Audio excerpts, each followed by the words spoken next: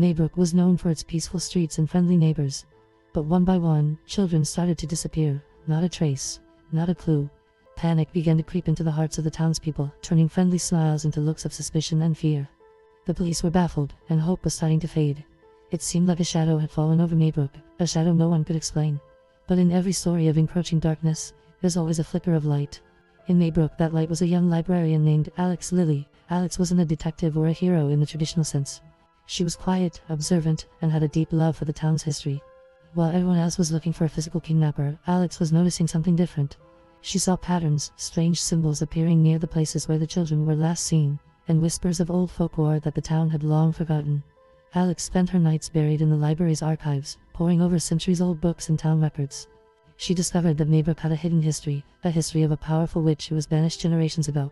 A witch who vowed to return and reclaim what she believed was hers. The symbols, the timing, the strange occurrences, it all pointed to one terrifying conclusion. This wasn't a normal case of missing children. This was dark magic. At first, no one believed her. A witch, in this day and age? It sounded like something out of a fantasy novel. But Alex was persistent. She presented her findings to the town council, showing them the ancient texts, the celestial alignments, and the terrifying parallels between the past and the present. Her evidence was so compelling, so chillingly precise, that the town's skepticism slowly turned into dawning horror. They had to face the unbelievable truth. Maybrook was under a magical siege.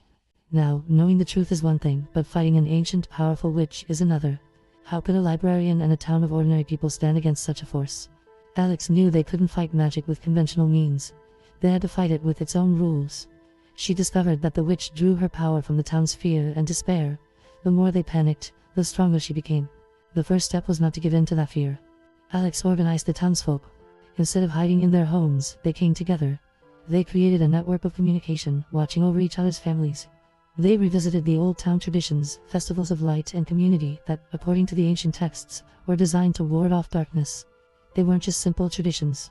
They were protective rituals, their power forgotten over time. But this was only a defense. The children were still missing, trapped in a magical slumber, their life force slowly being drained by the witch. Alex found the passage describing a counterspell, a ritual of reversal. But it was incredibly dangerous. It required an item of great personal sacrifice from the witch herself, and a unified act of will from the entire town, channeled through a person of pure heart. The confrontation was inevitable. Alex, armed with knowledge and the town's hope, journeyed to the witch's lair in the Forbidden Woods, a place children were always told to avoid. The stories didn't do it justice. The air was cold, the trees twisted into menacing shapes, and a palpable sense of sorrow hung in the air. There, in a clearing, she found the witch.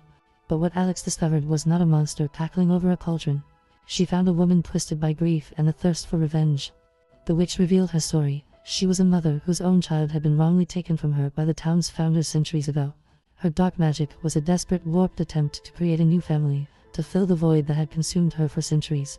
The missing children weren't harmed, but suspended in a dreamlike state, a twisted act of a mother's love gone horribly wrong. This changed everything. Alex realized that the key wasn't to destroy the witch, but to heal the ancient wound that fueled her power. She spoke to the witch not as an enemy, but with empathy. She offered not a fight, but a chance for peace. She told her about the children's families, their love, their own unbearable grief. The climax arrived during a rare lunar eclipse, the moment the witch's spell was at its most powerful, but also its most vulnerable. The entire town of Maybrook gathered at the town square. Following Alex's instructions, they lit candles and focused not on hatred for the witch, but on love for the missing children, pouring all their hope and positive energy into a single, unified beacon of light. Back in the woods, as the town's collective hope reached its peak, Alex presented the witch with a choice. Continue this cycle of pain or let it go and find peace. The witch, seeing the town's unified light and hearing Alex's words of empathy, was finally moved. Her centuries of anger began to crumble, replaced by the crushing weight of her own sorrow. In a moment of profound sacrifice, she handed Alex the locket containing the lock of her own lost child's hair, the very source of her power and pain. This was the personal item the spell required. With the locket in hand, Alex performed the reversal ritual. As she spoke the ancient words, the locket dissolved into a cascade of light that shot up into the sky and rained down over Maybrook. One by one, the missing children woke up, safe in their own beds, with no memory of what happened, believing they'd only had a long, strange dream.